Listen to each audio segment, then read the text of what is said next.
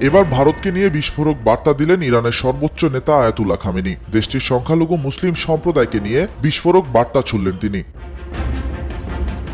ভারতীয় মুসলিম সম্প্রদায় যে দুর্দশার মধ্যে রয়েছেন তার প্রতি অমনোযোগী হয়ে পড়লে নিজেদের মুসলিম হিসেবে বিবেচনা করতে পারবেন না বলে মন্তব্য করেন ইরানের সর্বোচ্চ ধর্মীয় নেতা।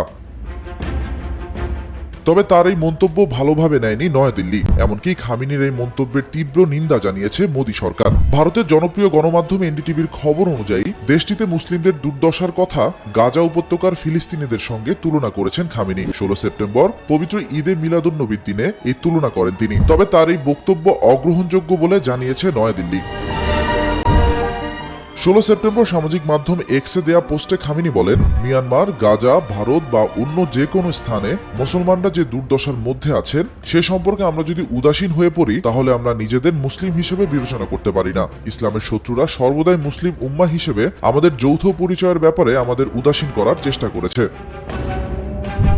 খামেনির এই এক্স বার্তার পর এক বিবৃতিতে ভারতীয় পররাষ্ট্র মন্ত্রণালয় বলেছে, আমরা ভারতের সংখ্যালঘুদের নিয়ে ইরানের সর্বোচ্চ নেতার করা মন্তব্যের তীব্র নিন্দা জানাই। এগুলো ভুল তথ্য ও অগ্রহণযোগ্য। যেসব দেশ সংখ্যালঘুদের বিষয়ে মন্তব্য করছে তারা যেন অন্যদের নিয়ে পর্যবেক্ষণ দেওয়ার আগে নিজেদের কর্মকাণ্ডের দিকে নজর দেয়।